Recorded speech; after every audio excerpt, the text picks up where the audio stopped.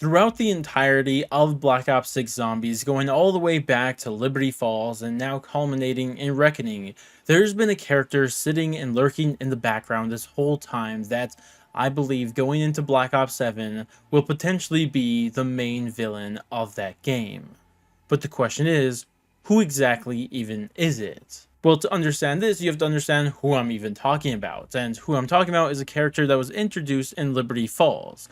And this was someone that Dr. Panos was talking to. The person who was guiding him through everything. The Easter egg of Liberty Falls and now in Reckoning too. Now, of course, based on whichever ending you choose or upgrade you choose for your wonder weapon on this map, you rather kill Panos or you don't. So we don't really know what's the canon side here. I feel like it would make more sense that Panos is still alive, but that's a different discussion for a different day. But the real question is, who is this person in the Dark Ether? Because we've already had hints on his identity for a while now, but with Reckoning we've got even more, ones that may point towards his true identity and an identity that we all may know. And I think you guys are going to love this video, so I'd appreciate if you guys got it out of the way with right away. Drop the like, subscribe, bell, share, and especially join the channel. But with that said, let's talk about this mystery character. So the first thing I want to do is go over the old hints that we had at the identity of this being, and then we'll work our way to the new Reckoning ones. But since you probably might know about these old ones, I will go over them as fast as possible. And with that said, the first thing that we know about this is that it is most likely a guy. And the reason for that is because in Shattervale, we heard in a radio that Panos is referring to him with he, which is a male pronoun, so it's a guy more than likely, right? But then after that, we also know the obvious things about him. We know that he is in the Dark Ether, which makes sense. Also, we do know that they have a mastery of the Dark Ether. This is something that Panos tells us and then even shows us, because he talks about how Richtofen claims to have this mastery of the Dark Ether, but who truly has it is whoever he's talking to in the Dark Ether this whole time. But on top of just having a mastery of the Dark Ether in this vague way that Panos says it, we also know that they have a technical understanding because they help Panos build the Dark Ether machine that helped him escape the Dark Ether, swapping places with the Strike Team. But then a very interesting one that seems out of nowhere is a mention that he has been to university before, or college, which is a very interesting thing to say, but it will actually be a very underrated tip at his identity as we come back to it. But then after that, we also know that whoever this is, he knows who Richtofen is, but doesn't hate him, but he knows about him and just kind of feels a little to him, but he also just doesn't hate him at the same time, which is interesting too. But for the last tip that we had before Reckoning is that he is missing and thought to be dead. And this is because Panos says just because you're missing doesn't mean you're dead.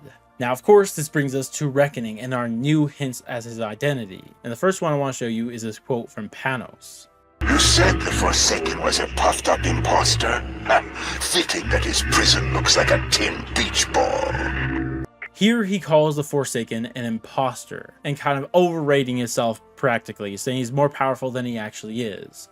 And to me, this is a very interesting thing to say about him, because the Forsaken is literally the currently known most powerful being in the Dark Ether universe. Well, I mean, it doesn't seem like that through the gameplay, but that's narratively true, right? So to downplay him only implies one thing, is that you, at least at one point, saw what real power was, and the Forsaken is not near that level. And that's something to keep in the back of your head as we go over this. But for the final and last hint that we have is from a radio from Panos on Reckoning. And because this is a longer radio, I'm not going to play all the way through. I'll just summarize it and then play the important parts. But what this radio is talking about is Panos being sent into the Dark Ether, walking through this area that is practically just transit, which is a huge hint that the first map in Black Ops 7 Zombies is going to be a remake of Transit in the Dark Ether, and that's what seems like is happening here. But with that said, let's play the radio. My friend confidently issued a solemn promise. This land that once was will be restored, as will I. This land that once was will be restored, as will I. And this tells us two big things. First, this is a character that needs to be restored. So something happened to them in the past that they're not at their old level. They're not as powerful as they once were, but they want to be restored. But how are they going to be restored? Well, the same way that a map from the old Ether timeline Transit will be restored. And this to me ties them to that old timeline. This isn't a new character, but instead a character from that old timeline. That is what it's telling me. And with these 8 hints, I think that there is only one character that fits all of these all so perfect. He's not the only option, but in my mind, he's now the front runner of the identity of this person. And who that is none other than Dr. Monty, the all-powerful godlike being from Black Ops 3 Zombies. And I mean, just think about it. Everything that we talked about fits so well. I mean, they say he as a guy, and Dr. Monty is most definitely a guy. That fits in. He also is in the Dark Ether, makes sense, because where did we last leave him off? In the Dark Ether at the end of the Ether storyline when Nikolai banished him there. Also having a mastery of the Dark Ether. I mean, he probably already had a mastery of the Dark Ether even before he was banished there, but after being there for so long, he probably even master it even more, so that makes even more sense. And the other one, missing and thought to be dead. I mean, think about it. We saw him being thrown into the Dark Ether and he's just gone now. I mean, people may have assumed he was dead, but what proof do we have that Dr. Monty is truly dead? Then a very underrated one is the fact that he went to university. Now, we have no proof that Dr. Monty actually went to any sort of university, and in fact, the Shadow Man calls him out for not even being a real doctor, but he still has that doctor name. And the question is, why has he been calling himself a doctor this whole time? Why is that? It's never explained in the old Ether timeline. But what if this is exactly teasing that because he put doctor in his name, he may have not actually became a doctor, but he still went to university at one point. I mean, that's how you get the title of doctor, not even just for medical doctor. This could be a doctor of anything, of history, or just anything in general. And this may be a very underrated hint that this is actually referring to Dr. Monty, because how many characters do we even know went to any sort of university? Not that many. That's not something that's discussed in the zombie storyline, but hinting towards it because he calls himself Dr. Monty is a very interesting thing, because even if this is a lie, it's a lie that Dr. Monty has told us before, and that's consistent with his character. But then it gets even more interesting, because then we have the factor that this person knows who Richtofen is but doesn't hate him. And the question is, how many people even know Richtofen to even hate him? How many people that are in the Dark Ether know of him?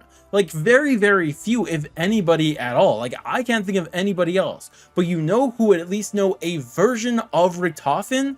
That would be Dr. Monty. He met Primus Richtofen, he met Ultimus Richtofen, he knows about all the different versions of Richtofen, and he's never exclusively said he hated him, but he also just doesn't agree with what he's doing. And in fact, Richtofen sometimes tries to foil his plans, so it's a character that he doesn't hate, but is always just kind of annoyance to him this whole time, and that would fit with how he treated Richtofen in the old timeline. And so when he sees this new Janus Richtofen, he probably just thinks it's another version of him. Whatever, dude, he's a little annoying, but whatever. But then we have the new hints from Reckoning. We have the one where he's downplaying the Forsaken, talking about how he really isn't that powerful. And you know, one of the only people who could ever say they were more powerful than the Forsaken, who could talk about the Forsaken like that, would be Dr. Monty. He was literally a godlike being in that old timeline. He could do so many things. So if anybody could talk about the Forsaken like that, it would be him. And for the final and most interesting thing, and the one that really makes me believe that this is really Dr. Monty, is that final quote: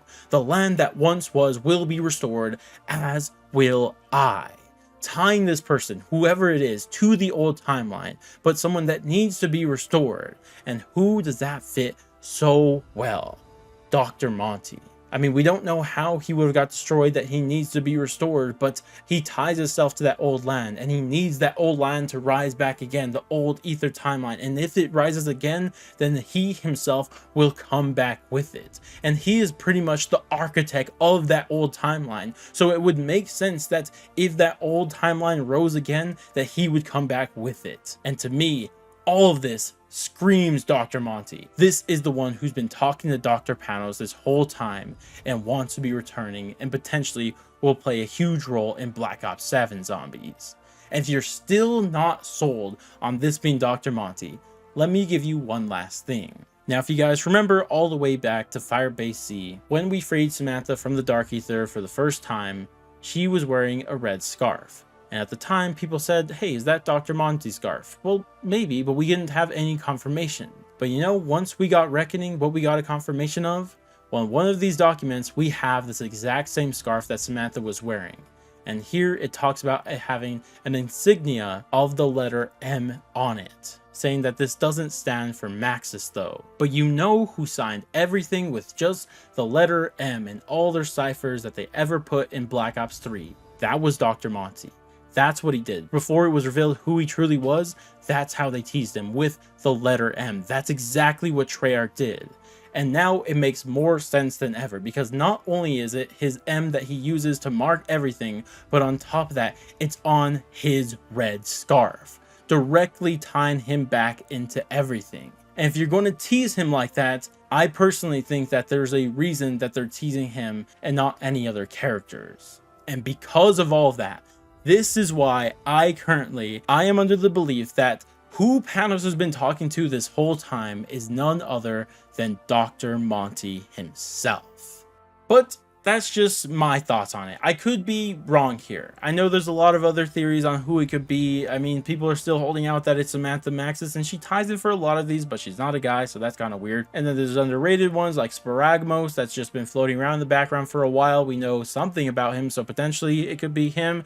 And then there's still the Shadowsmiths, which is potentially a new characters, but there's also a theory that could actually really make the Shadowsmiths work out too, because there is a theory that the Shadowsmiths is actually just the Shadow Man broken up into a million pieces. And I mean, everything we said about Dr. Monty outside of University fits just well, literally. Like, the Shadow Man and Dr. Monty are two heads of the same end, so everything I said about Dr. Monty works for the Shadow Man too. So it could be either of them too, but I still think that because they teased Dr. Monty in Reckoning, it's more likely to be him than the Shadow Man. But like I said, he could easily work out too. But regardless though, that's going to wrap it up for this video, and I'd love to hear all of your guys' thoughts and theories on everything I said. Maybe I said something wrong, you correct, maybe I'm wrong about this theory, or maybe you have your own person that you think this is, or if you think this is Dr. Monty and you can come up with more reasons, let me know down in the comment section below. Regardless of what you do, I love reading about story stuff in the comment section below. This is my favorite thing to do. It motivates me to make these storyline videos more than anything else. But regardless though, that's going to wrap it up for this video,